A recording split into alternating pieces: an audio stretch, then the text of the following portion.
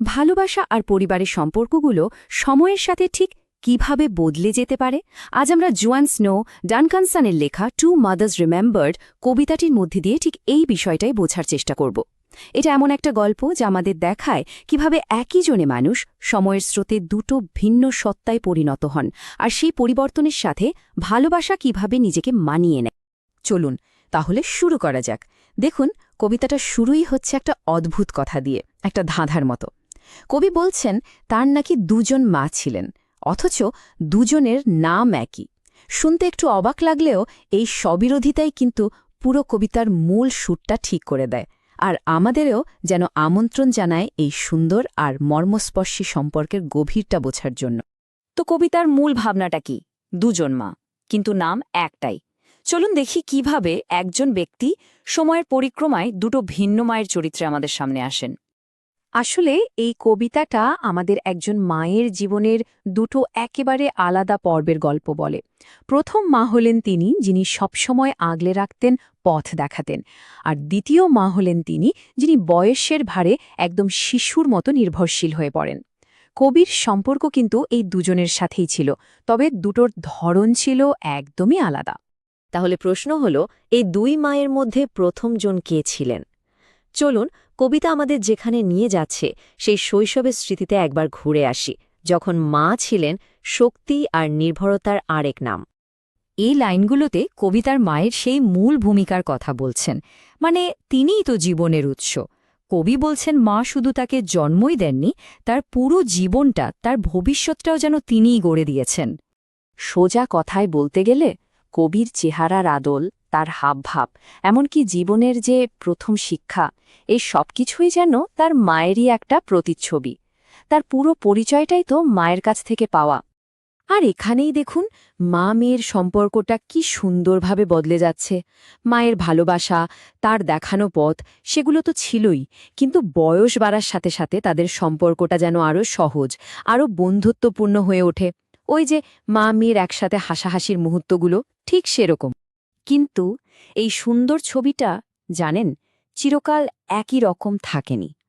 এরপরে কবিতায় আসে একটা বড় বাঁক, একটা কষ্টকর পরিবর্তন, যা সেই প্রথম মাকে ধীরে ধীরে দ্বিতীয় মাতে পরিণত করে।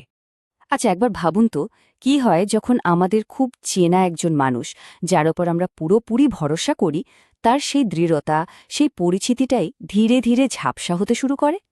এই প্রশ্নটাই আমাদের এক কঠিন পরিবর্তনের জন্য তৈরি করে। ঠিক এখানেই গল্পের মোড়টা ঘুরে যায়।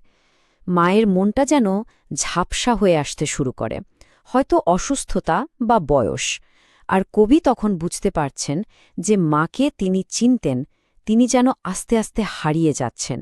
এটা কিন্তু এক কঠিন বাস্তবতার মুখোমুখি হওয়া। ভাবা যায়, কবি বলছেন তার মা এতটাই বদলে গিয়েছিলেন যে তাকে দেখে মনে হতো যেন মায়ের পোশাক পরে থাকা এক অচেনা মানুষ।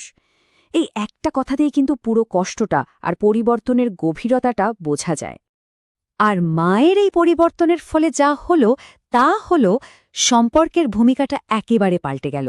যে মা একসময় যত্ন নিতেন, তিনি এখন অন্যের ওপর নির্ভরশীল হয়ে পড়লেন। এই লাইনটাতে কিন্তু পুরো ব্যাপারটা পরিষ্কার হয়ে যায়। মানে দূর থেকে দেখলে হয়তো একই রকম লাগত, কিন্তু তার মনটা হয়ে গিয়েছিল একদম শিশুর মতো। আর এখন মেয়েই হয়ে উঠেছে তার মায়ের শক্তি, তার আশ্রয়। আর দেখুন জীবনটা কেমন ঘুরে আবার আগের জায়গায় ফিরে এলো, যাকে বলে কামিং ফুল সার্কেল। একটা সময় মা মেয়ের যত্ন নিতেন, এখন মেয়ে মায়ের যত্ন নিচ্ছে।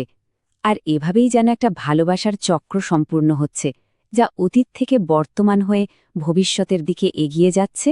আর কবি এখানে ভবিষ্যতের কথাও ভাবছেন। তিনি বলছেন যদি কখনো তার নিজের সন্তানদেরও এমন সময়ের মধ্যে দিয়ে যেতে হয়, তিনি তাদের কাছে এর চেয়ে বেশি কিছু চাইবেন না, যা তিনি নিজে তার মায়ের জন্য করেছেন। এটাই তো ভালোবাসার উত্তরাধিকার, তাই না? প্রজন্ম থেকে প্রজন্মে বয়ে চলা। তাহলে সবকিছুর শেষে কবিতাটা আমাদের ঠিক কী বলতে চায়? চলুন এবার কবিতার সেই মূল বার্তার দিকে নজর দিই, যা এই দুটো আলাদা অভিজ্ঞতাকে এক সুতোয় বেঁধে ফেলে। কবিতার আসল কথাটাই হলো শর্তহীন ভালোবাসা, মানে এমন ভালোবাসা যার কোনো শর্ত নেই, কোনো সীমা নেই। পরিস্থিতি যেমনই হোক না কেন, এই ভালোবাসাটা টিকে থাকে, সময়ের সাথে নিজেকে মানিয়ে নেয় আর সব পরিবর্তনের ঊর্ধ্বে উঠে যায়। আর এই শেষ লাইনটা, এটাই যেন পুরো কবিতার নির্যাস।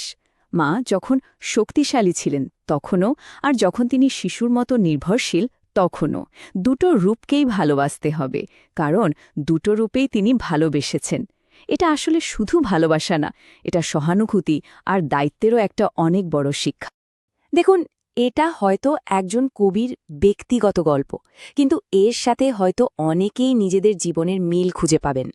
এই কবিতাটা আমাদের এটাই শেখায় যে ভালোবাসা শুধু পুরনো দিনের স্মৃতি দিয়ে চলে না।